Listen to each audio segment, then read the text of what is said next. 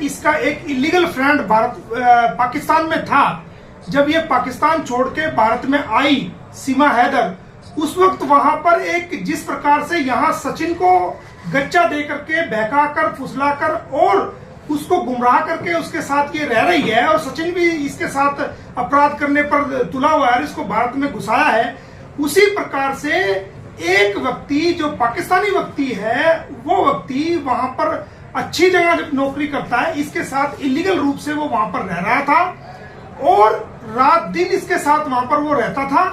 उसने मुझे इनपुट दिया कि किस प्रकार ये महीने में 15-15 दिन और 10-10 दिन आर्मी कैंप्स में जहां पर ट्रेनिंग होती है, जो इसका चाचा वहां पर ट्रेनिंग देता है, ट्रेनर है, बड़े अधिकारी तक को वहां पर ट्रेनिंग होती है, ये 15-20 दिन वहां रह के आती थी और वहां ना बच्चों को लेके जाती थी, ना किसी अन्य जानकार व्यक्ति को लेके जाती थी। और जिस रिक्शा वाला इसको लेके जाता था और वापस लेके आता था, जब इसका वापसी का समय होता था, आज तक उस रिक्शा वाले का कोई मालूम नहीं है। ये ऑडियो मैं आपको दोबारा भी सुनवा देता हूं, अगर आप सुनना चाहते हैं, या आपको मैं दे दूंगा। तो आप देखिए कि इसका क्या मतलब था। उसने मुझे बताया कि ये अगर उसका फोन खराब हो जाता था तो वो उसको फटाफट उसका सॉफ्टवेयर करके उसको दे देती थी। लैपटॉप भी इसने लिया हुआ था, ये लैपटॉप को चलाती थी और ये कई भाषाओं का अच्छा ज्ञान रखती है, भारत की खासकर लोकल भाषाओं का ज्ञान रखती है, उर्दू को समझती है, इंग्लिश ये बोलती है, और ये इस प्रकार एक्सपर्ट है कि जैसे हमारे कोई बड़े बड़े नेता होते हैं, उनको भी बोलने में कई बार जो है वो स्टॉप करना पड़ता है या वो उसमें थोड़ी देर के लिए रुकना पड़ता है। लेकिन आप इसको देखेंगे ये किस प्रकार ट्रेंड है कि ये लगातार जो है वो बोलती है, हर चीज का इसके ऊपर जवाब है और किस प्रकार ये ट्रेंड है। तो आज हमने गृह मंत्रालय के सचिव को, मुख्य सचिव जी को हमने लिखा है कि जो पाकिस्तानी अवैध घुसपैठी सीमा हैदर है, जो वाइफ ऑफ गुलाम हैदर है, वो भारतीय आंतरिक सुरक्षा के लिए, इंटरनल सिक्योरिटी के लिए, हमारी भारतीय इंटरनल सिक्योरिटी के लिए आज बहुत बड़ा खतरा है और आने वाले समय में ये बहुत बड़ा खतरा बन जाएगी, क्योंकि इसने सोशल मीडिया के माध्यम से और यूट्यूब के माध्यम से, इंस्टाग्राम के माध्यम से, फेसबुक के माध्यम से और दूसरे जो टेलीग्राम के माध्यम से और दूसरे माध्यमों से 14 लाख लोगों से, भारतीयों से संपर्क किया है।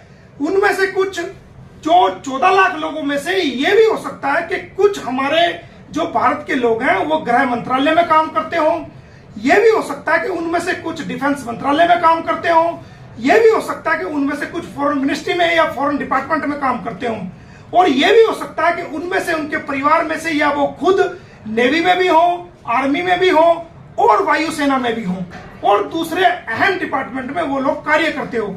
तो इसका कार्य लोगों से संपर्क बनाना है। ये जहां बैठे, जैसे बैठे, जो कागज चाहे वो मंगा सकती है, ये एफआईआर भी निकाल सकती है, ये कोर्ट के डॉक्यूमेंट भी मंगा सकती है।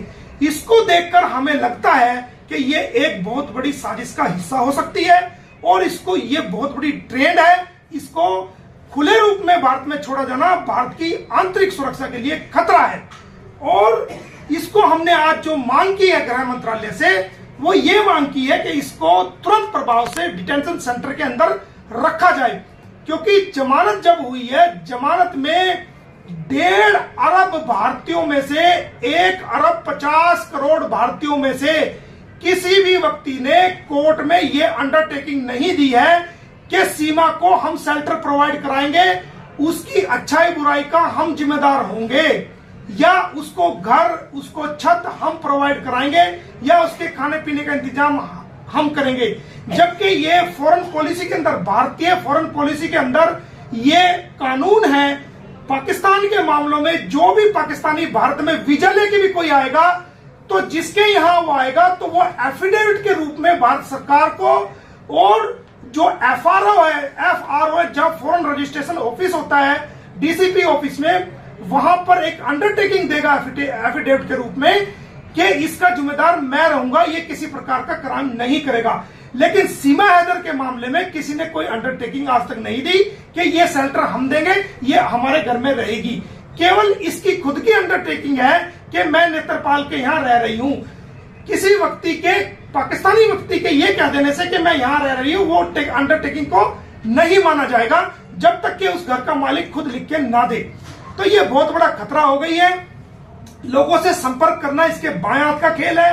रोज ये लाइव आकर के भारतीय लोगों पर तरह तरह के ब्लेम लगा रही है, ये भारतीय लोगों को गाली बक रही है और देश की एकता और सुरक्षा के लिए भी ये इस प्रकार के बयान जारी कर रही है जिससे देश के अंदर जो है वो फसाद पैदा हो जाए।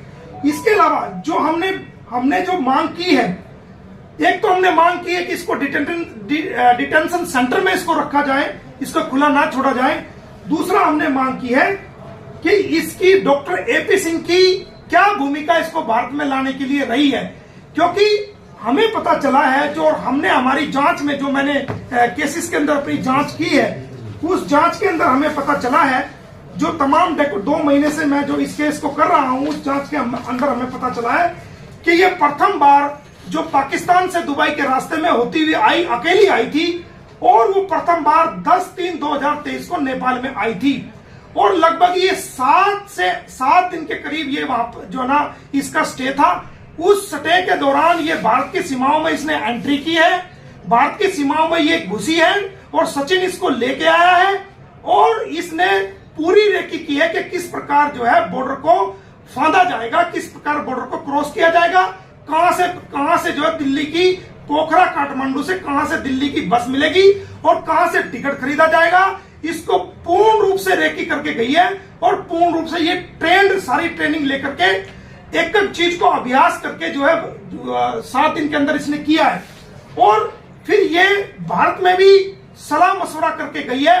हो सकता है ये एपी सिंह से जो है इस बात को सलाह लेके गई हो फोन द्वारा या मुलाकात के द्वारा और एपी सिंह ने उसको ये कहा हो कि आप अगर अकेली भारत में रहेंगी तो आपकी सुरक्षा के लिए ये बड़ा सवाल पैदा हो सकता है और भारत की सुरक्षा एजेंसियां आपको भारत में नहीं रहने देगी, तो आप जाइए और आप अपने बच्चों को लेके आइए।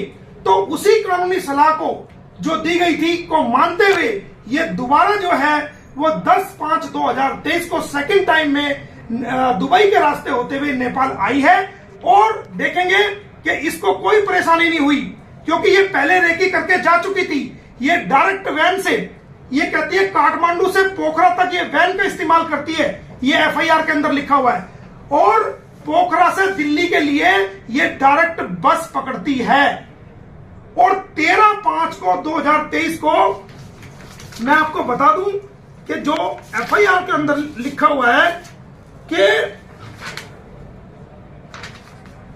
ये यमुना एक्सप्रेस वे फलेवदा कट के पास ये उतर जाती है, यानी कि इसको पूरी ट्रेनिंग थी, इसको यूं पता था कि कहां से पोखरा से काठमांडू से दिल्ली की बस मिलेगी, कैसे जो ना ब्रेक किया जाएगा। एक बात मैं और बता दूं, जिस वक्त बस में सिक्योरिटी जो हमारे भारत की जो बॉर्डर सिक्योरिटी फोर्स पे जो हमारे भारत के जवान जो बस को चेक करते हैं, जिस वक्त ये आने लगी उस जो नौजवान थे इसको चेक करने लगे तो इसने बहुत ही ट्रेनिंग के द्वारा और अपनी सोची साजिश के द्वारा इसने अपनी बेटी के मुंह में हाथ डाल दिया और अपनी बेटी के मुंह में हाथ डाल के उसको उल्टी करवा दी, जिससे उसके पूरे कपड़ों पर उल्टी आ गई। तो जो हमारा अधिकारी भारत का जी बॉर्डर पे जो सुरक्षा अधिकारी है इसको चेक करने के लिए गया था, उसने देखा कि इसके बच्चे ने उल्टी कर दी, तो बच्चे देख करके उसने एक मानवता का परिचय देते हुए ये समझ करके छोटे बच्चे उल्टी कर दिए, महिला है, इसको क्या पूछताछ की जाए, वो वापस जो है नीचे उतर गया, इसको पूछताछ नहीं की और इसने मौके का फायदा उठाया। ये इतनी ट्रेंड है, ये इतनी चालाक है और इसका मैं आपको सबूत दे सकता हूं कि आप इसको खुद सुन सकते हैं कि जो इसके बारे में इनपुट मुझे पाकिस्तान से प्राप्त हुआ है उसके बारे में आपको मैं खुद सुना सकता हूं, वो आप अपने इसको सुन सकते हैं कि किस प्रकार जो है ना इसने भारत की सुरक्षा एजेंसी को भी दत्ता बताया है। तो आपका क्या कहना है कि ये कोई साजिश है, ये जासूस है?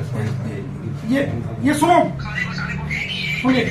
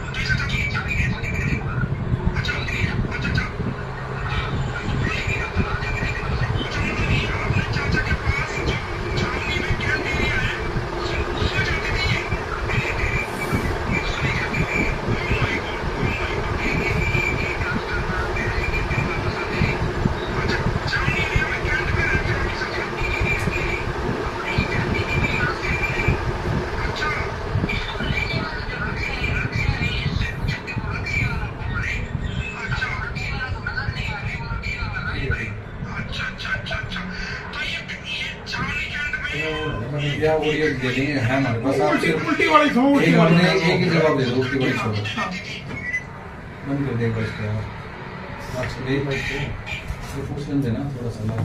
हाँ हाँ। तो आपका क्या कहना है कि जासूस है ये? इस बात को तो जांच एजेंसियां बताएगी। देखिए, मेरी कानूनी अवलोकन के मुताबिक जो मेरे सामने इनपुट्स आए हैं, क्योंकि भारत की जो सुरक्षा एजेंसियां हैं वो जांच करने के लिए पाकिस्तान में तो जा नहीं सकती। जो भारत की सुरक्षा एजेंसी है, जो उत्तर प्रदेश पुलिस है, जो जांच कर रही है, या दूसरी अन्य जो एजेंसी जांच कर रही है, वो पाकिस्तान में तो जा नहीं सकती। उसके लिए अपने कलू को ढूंढना पड़ेगा। जो इसके खुद के जानकार है, जो 24 घंटे इसके साथ रहते थे, उनकी एविडेंस को ढूंढना पड़ेगा, और वो भारत में आके अपनी गवाही देने के लिए तैयार है। वो रिकॉर्डिंग मेरे पास है।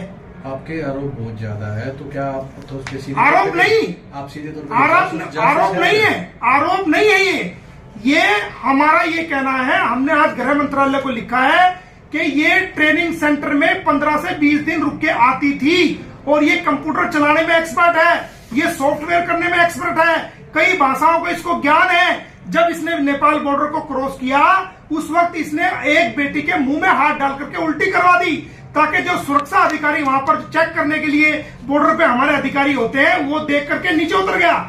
तो ये क्या है? ये क्या दिखाता है? ये क्या समझाता है कि ये कितनी ट्रेंड महिला है ये, और किस प्रकार ये जवाब देती है?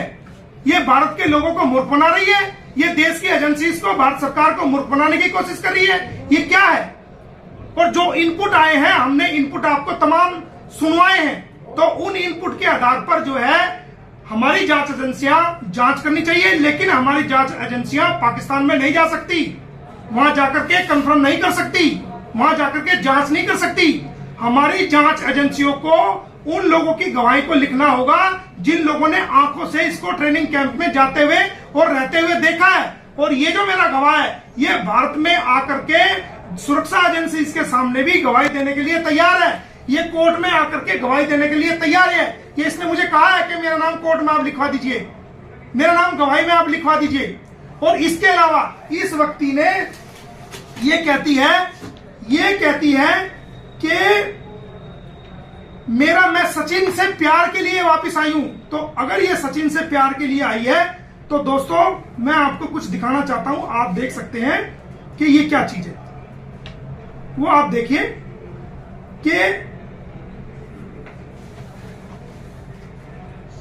ये देखिए, अगर ये सचिन से प्यार के लिए आई है, तो ये जो एक व्यक्ति है, ये देखिए, इसके साथ इलीगल रिलेशन में ये रह रही थी काफी टाइम से, भारत में आने तक भी ये रह रही थी। तो ये क्या था? अगर सचिन से प्यार है तो इसके साथ क्या था जिसने हमें सारी चीज जो ना प्रोवाइड कराई है, वो आप देख सकते हो।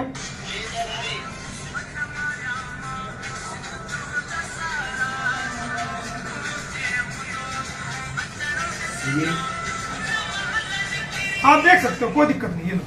ये पाकिस्तान में इसके साथ रहता था। इसके साथ रहता था। और ये देखिए, ये आप देखिए, ये देखिए,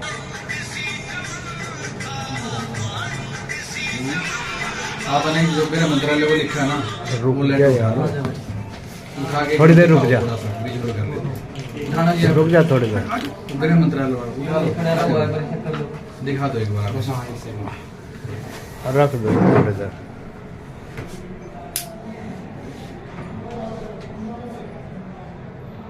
ये भेज दिया आपने या भेजेंगे? भेज दिया मेल द्वारा, और डाक से भी भेज रहे हैं। मेल द्वारा चीफ सेक्रेटरी को लिख दिया है, और जो इंटेलिजेंस ब्यूरो के जो चीफ है उनको भी हमने इस बारे में लिख दिया है। एक सेकंड,